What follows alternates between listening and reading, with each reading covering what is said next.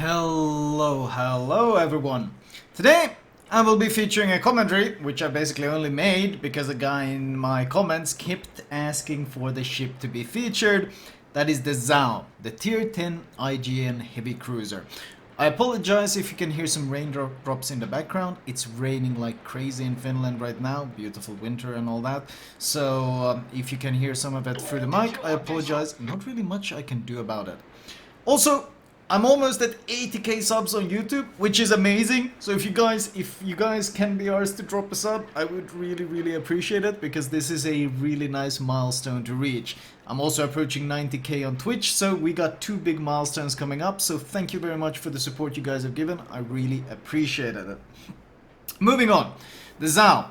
I'm running the legendary module on the ship, well, for obvious reasons. I've ranked it as one of the top 3 best legendary modules you can get. It gives you 8% extra range, 7% better dispersion, and 20% faster rudder shift.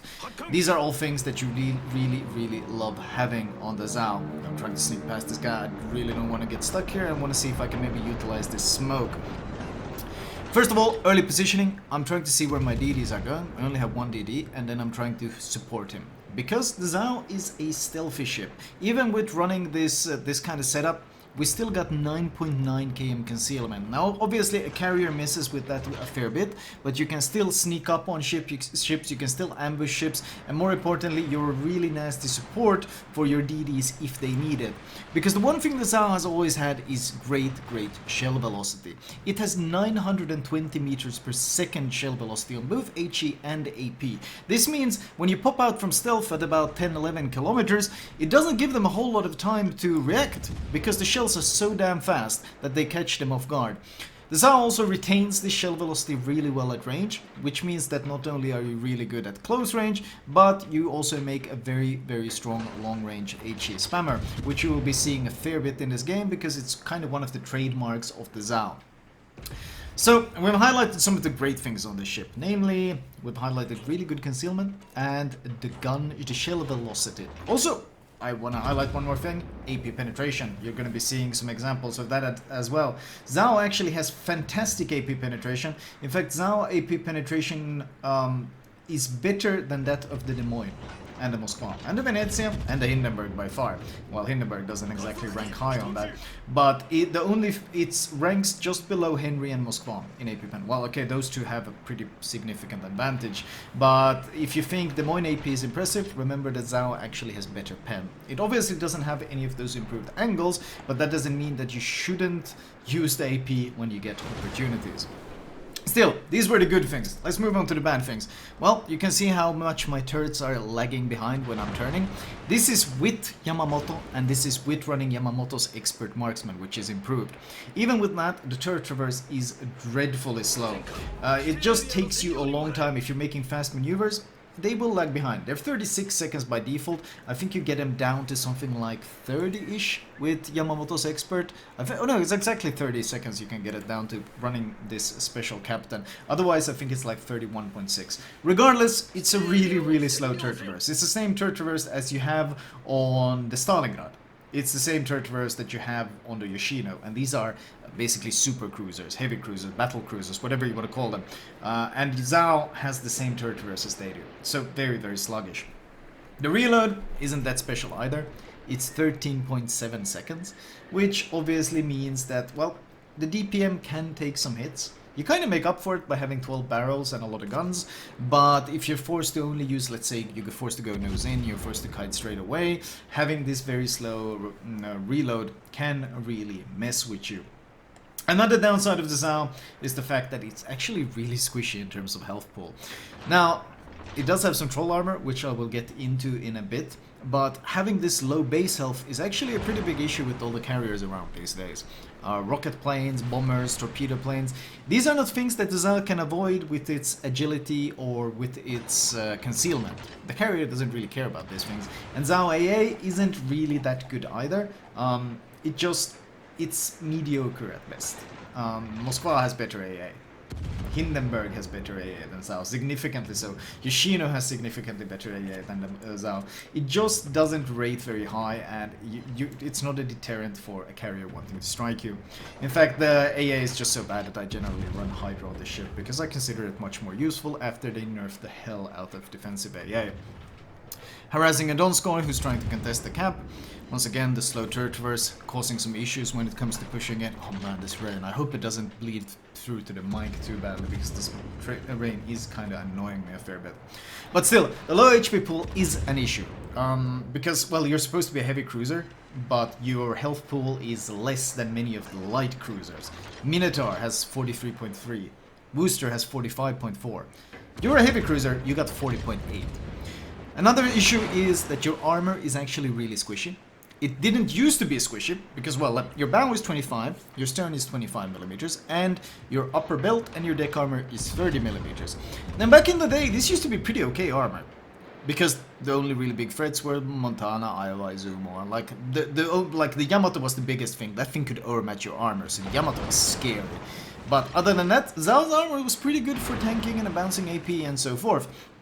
But of course, wargaming has gone really crazy on the 457 and 430mm train. So now we have things, we got Republic, we got the Georgia, we got the Ohio, we got the Thunder, we got ship after ship after ship, we got the Kremlin, we got ship after ship after ship at tier 10 that suddenly ignores Zhao's armor.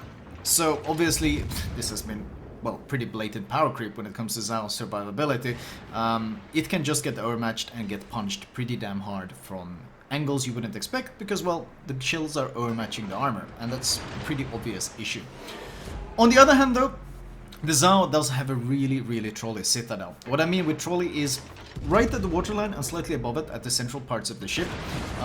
The Citadel is pretty vulnerable. I think the armor on it, there's an example of that Zhao IP. You're gonna see more examples of that. Trust me, you want to run Expert Loader to be able to switch to it. No, I mean, it's got a torpedo belt of about 25mm, and below that the armor is only 100mm on the Zhao. This sounds very squishy, but because of the way the armor is sloped, it's right above the waterline, it starts sloping pretty heavily. The Zhao can actually be pretty tricky to Citadel. That doesn't mean it's impossible, and especially close range when you get to aim exactly at the Citadel, it's no Alaska or something like that. You're absolutely gonna Citadel this thing if you get the opportunity, but you tend to get a lot of bounces. Zhao has what is considered kind of a troll Citadel, and that is of course one of the things that keeps it alive. If it didn't have this advantage, it would be superbly squishy, so it's very much needed.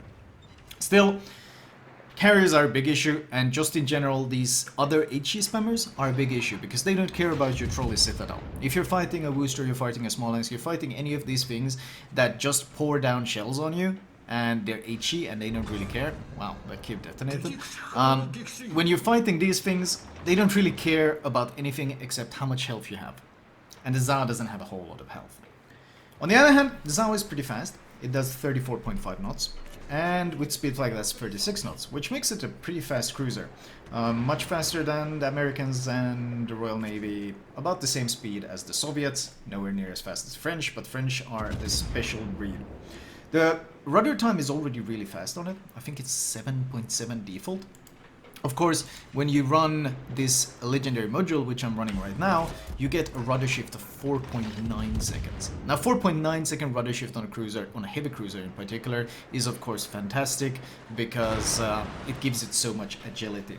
It doesn't have the best turning circle, actually. The turning circle is 840 meters, but it feels much more agile than the turning circle would imply, simply because the rudder shift is basically DD levels. With the legendary module, this thing has DD levels of rudder shift. So it's very snappy, very reactive. It's if you get caught full broadside, or if you sail into torpedoes that are spotted, it's usually your fault, because the ship has the agility to maneuver around them. Concealment, as I mentioned, is very good. Plane conceal it is 9.9, and the plane concealment is actually 6 kilometers, which is very comfortable, considering your AA, as I mentioned, is trash, and the AA long range is only 5.8. But you're kind of hard to keep plane spotted because of that advantage in plane concealment, which helps you, especially when you're pushing into ships that have spotter plane or fighter plane, things that might spot other ships. The Zhao doesn't really suffer from this. Then is the bread and the butter, the guns. Default range, 16.2. I'm of course running that legendary module as I mentioned, so we got a 17.5, which is a lot more comfortable. When you consider most of the other heavy cruisers, like Hindenburg has 17.8, Venezia has 17.1, so it's a bit awkward that you basically need to have the legendary mod in order to get competitive range compared to them. Moskva, of course, then has 19 kilometers and so forth, but that's a bit of a special case. HCDPM wise, you rate at about Hindenburg levels. Now that sounds pretty bad. You got 179k, Hindenburg has 171. 179 to 171 doesn't sound that impressive, but as I mentioned, you got heavier shells. They retain speed very well. You got high fire chance on them. I think with this build I'm running in right now, I think I have 23% fire chance per shell. I'm running Demolition Expert and the flags. So you become a pretty damn nasty fire starter in this thing. It's one of the original fire starters. And because of the consistency of the hits, you are very, very accurate in dealing damage to cruisers, BBs, destroyers alike. Note that unlike the Hindenburg, of course, you don't have that improved pen. You got normal 32mm pen, and I don't recommend building IFHE on this thing because, well, you simply don't have the points really to spare, and you don't want to be losing that fire chance. The AP DPM is pretty 248k. You, at this point, you lose heavily to most of them. Even Yoshino has better AP DPM. But once again, another thing comes into play here, and that is that Zhao's incredible dispersion curve. Just look, you see how clumped up those shells are? That's 10 hits. 10 hits out of 12 at basically 16 kilometers. And that's because the Zhao doesn't really have a normal dispersion pattern. It's got the destroyer dispersion pattern. Not even cruiser, but destroyer. So that means if you're aiming properly, well, the accuracy is god tier. It's probably one of the, I would probably say the most accurate cruiser in the game. I'm not really sure if there's anyone else that is more accurate than the Zhao. It's basically the pinpoint accuracy ninja kind of ship. If you land your aim, if your aim is good and you catch someone, you will do massive damage to them. With HE on DDs, fast shell velocity, pinpoint accuracy, a hard-hitting HE alpha broadside. I mentioned the HE DPM wasn't that impressive, but your HE alpha is 41k. That is quite nice. When, for example, a Des Moines full HE broadside will do 25k. He'll reload much faster, of course, but by that time Zhao with the rudder shift has already turned away and is kiting away. So that 40k instant alpha surprise is brutal. And you can catch anything off guard with it. If you switch to AP, AP penetration is great, 12 guns, once again a really hard-hitting AP broadside as well. So it's, you want to do these sneaky tactics, hit and run. In this case, I'm pushing into the cap because we need to get our cap for the team. I'm switched to AP, I want to see if I maybe can catch this Moskva broadside. He is pretty angled though, so I know this is pretty optimistic. I do get spotted when I'm firing. Oh, most of the shells actually get eaten by the island, and the shells that hit are overpens. Note, of course, that you got torpedoes, and I recommend using them often to get an idea of what the enemy ships are doing. In fact, I switch to torpedoes all the time during this commentary, and it's not because I want to torp, it's because I want to know what the hell are they doing, how fast are they going. You see that? Constant torpedo switching, and that's a tool you shouldn't underestimate. It's a fantastic advantage. The torpedoes themselves are great though. Zhao torpedoes are amazing. They require you to give a ton of broadside to use, which can be a vulnerability, but these are 67 knots, 24k damage torpedoes, or is it 23.7 or something, but these are basically Shimakaze 12km torps that you're sending out. Yes, the spotting on them is 1.7, and the reload on them is massive, it's something like a 3-minute reload, but if you get to use them and if you get to land them, they hit like an absolute truck. And as we see, we got Musashi Moskva pushing up. And here's an example. I mentioned a couple of things, and here you get to see some of them in action. Namely, ambush. We're sneaking up. AP penetration is amazing. Dispersion is amazing. Shell velocity is amazing. These combined with catching another heavy cruiser full broadside, in this case Moskva, well, it looks like this.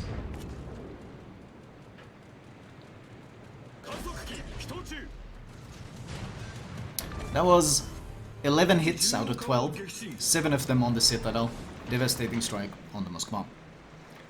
Brutal. The Donskoy example was good, but that Moskva example was even better, to give you an idea of the things you can pull off. This is the Zhao has always been the definition of an assassin.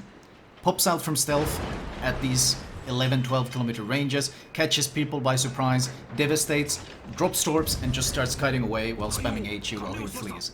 This is bread and butter Zao gameplay. This is exactly what you want to be doing in the Zao. Dropped all the torps. I was willing to risk some Citadels from the Moskva. That's why I turned in, and I could have turned out angled and taken less damage, but I really wanted to get these Torpedoes in, because this Musashi seems quite vulnerable in his position, and I do in fact land a Torpedo. It was only one torp, 17k damage, and it's a flooding. Combined, this of course synergizes extremely well with your HE that has a great fire starting chance, and now we're just kiting away, and we're spamming great accuracy HE on him. We can literally target different parts of his ship. We got the fire on the nose, now we're going to target the back of his ship. We adjusted our crosshair a slight bit so our shells land on the back of his ship. Oh, we started another fire on the back of his ship. You can literally go through different sections of battleships and start fires on different parts of them. And there is not much they can do about it. They shoot back, sure they can overmatch you, but you got that agility, that incredible rudder shift, and in general the small size for a heavy cruiser, which makes you a nasty target to kill. At this point we get Kraken. I am running Yamamoto on this captain, so we get the heal of course, and we get the improved reload. At this point I'm really hoping to make this game into a 300k damage game, because those things always, I think those games are a good statement. Breaking 200k is like, okay, yeah, this was a pretty good game. Breaking 300k is like, well, this is a statement, like, this ship can do a lot of things still. Yes, it's been a victim power creep. Yes, the ship has suffered. No, I don't think it's as strong in the meta as it used to be. It's been bullied a lot by different ships, like, it's no longer the king of HE's fire starting, it's no longer the king of flanking and all these things, like Henry has bullied it a lot in its role. Carriers are a big issue for it. There's been a lot of things that are missed with it. 457mm spam by Wargaming has missed with the survivability a lot. Does it mean that Zao is bad ship? No. Zao can still carry. Zao absolutely still has a lot of carry power in it. It is one of the original ships in the game. It's gotten some love, namely a very good legendary module, which I'm running in this. If you don't have a legendary module, you're still grinding it, then I recommend the reload. Actually, you can go range. Both are good. This is a ship that you got some flexibility on building. I'm really hoping my Amagi wouldn't ram this guy, because, well, you see my reload with Yamamoto, it's absolutely ridiculous. Sadly, my Amagi gets the ram off, and this game ends, well, a bit short for me. I would have loved for this game to go on a bit. Still, it's not like it was a bad game. 293,000 damage. Wither, Devastating, Confederate, Kraken, High Caliber. Basically all the damage rewards that you can get. Besides, by what? Double strike? One torpedoed, 2 planes shot down. More importantly, 5 kills, 15 fires, 9 citadels, 6 cap defenses. We even got a spotting ribbon mixed in there. In fact, if we look at the team score wise, we can see that we got 2.8k. We didn't really fight enough DDs to break the 3k barrier, but the sheer amount of damage we did to cruisers and battleships more than made up for it. Looking at the detailed report, well, it does give you some idea of what we used. HE, almost 118k worth. AP, selectively, significantly less shells, only 29 AP shells landed, but those did 60k damage, and most of the time they had great impact. Donskoy, Moskva. And dot damage, one of the things this ship does so very well. 84,000 fire, 14k flooding. That torpedo that cost 17k cost another 14k of flooding. And I just want to highlight as a final point, oh, also, of course, the incredible stealth of this ship can't be overstated. Damage upon your spotting, 69,000. And even though we didn't take that much damage, we only took 33k damage, we dodged enough shells that we got 1.8 million potential damage as well. It's a nimble little thing, and it's not always that easy to hit, as long as you're using that rudder shift to your advantage. And a final little bonus, that Moskva we devastated. I shot him one time. And that one time I shot him, the dispersion allowed me to land 11 out of 12 shells and devastate him for 40k damage. That is pinpoint accuracy. That is the definition of an assassin if we ever had one in World of Warships. Anyway, let me show you guys my recommended build for this ship. Right, as usual, I will start with the modules. First things first, you don't want to be running F3 torpedoes. you don't need, if you want to YOLO someone, these 12 km torps are just as good. The difference, the advantage isn't really there. The only thing you do is you lose 4 kilometers of utility, which means you can no longer stealth torp. Not worth the trade-off. Get the 12 km torps as soon as you can. Premium damage con, Hydro, once again, because I think the defensive AA on the ship is so trash, I don't think it's worth building for that. Whereas Hydro can allow you to push aggressively into destroyers and absolutely demolish them. Apologies. Spotter plane to make up for the lack of range, and fighter plane, well, fighter plane is pretty questionable, and as I mentioned, that huge pinpoint accuracy is also exceptionally useful when you want to devastate some ships hiding in a smoke. And premium heal, obviously. Upgrade wise, turret survival and torpedo tube survival. Improved hydro duration, better AA, because really you got your dispersion just so good that running this improved dispersion you won't even notice the difference. I can't see a difference to it at all. So rather improve the AA to get some extra flak in the air. Faster rudder shift, it's already great, you can make it even better. And you generally don't need the acceleration because you're not going to be stopping accelerating like Henry does or like DDs would do in smokes. You're kind of on the move all the time with the Zao. And Concealment, obviously, and finally the legendary mod, Enhanced Main Battery and Steering Gears. You get the mission for this mod just by playing your tier 10 ship once, and it's basically just a long grind. If you don't have this, there are some things, some options. You can go just for the straight up range. It's nice utility. Alternatively, you can just go main battery mod. This is how I played my Zao, which is main battery mod, and then you can even alternatively switch for the spotting aircraft mod duration. And what this means is that, well, you don't have the range, but you have better DPM, and you have a lot of uptime on your spotter plane. 130 seconds of uptime on your spotter plane, which kind of makes up for not having the range. This is an option. Personally though, if you do have the legendary mod, I highly recommend it. Because it just gives you so many great things. Dispersion, rudder shift, and range. 3 things that Zal loves to have because it fits its playstyle perfectly. Agility to dodge, and dispersion to ambush, and range to that kiting HE spamming playstyle. Captain build wise, if you got Yamamoto, you should absolutely be running it on the Zao. I mean, unless you want to, it's great on Yamato as well. The advantage on the Zao is though, of course, that you get to use preventive maintenance, which means you're not going to be losing turrets, torpedoes, engine, rudder, basically at all. Minus 45% is a big deal. Base build though is priority target, followed by adrenaline rush, superintendent, concealment expert. Basic cruiser build so far. I highly recommend getting the expert marksman, improve one if you can get, because even with this one your turret traverse is only 30 seconds, which is sluggish. Expert loader, you saw how many times I switched between the ammo during the game.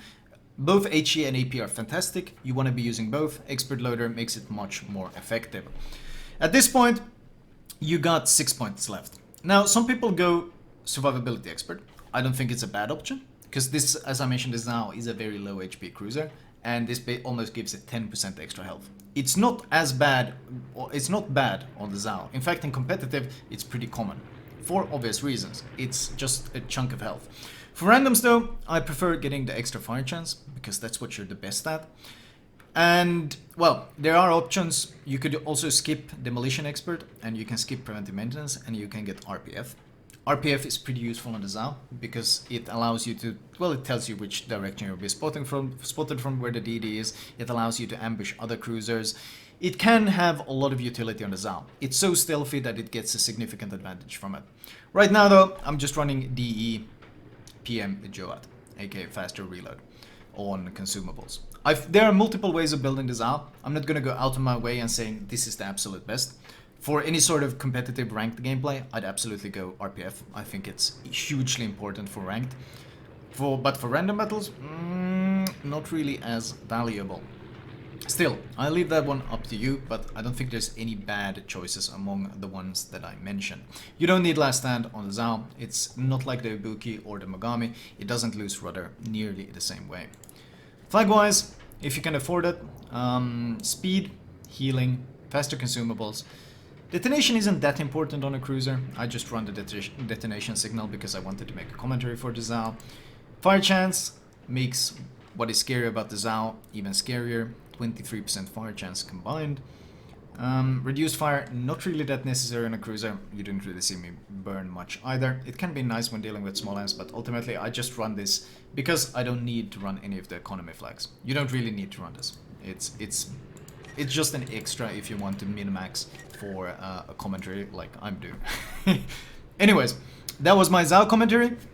If you guys can be asked to drop me a sub on YouTube or a follow on Twitch, or even both, I would appreciate it a lot. I'm about to hit 2 milestones on both platforms, and it would be awesome to finally reach them. Regardless, thank you guys for watching. I hope you guys enjoyed the commentary, and I will see you guys later. Apologies for the rain. I really hope you can't hear it in the commentary.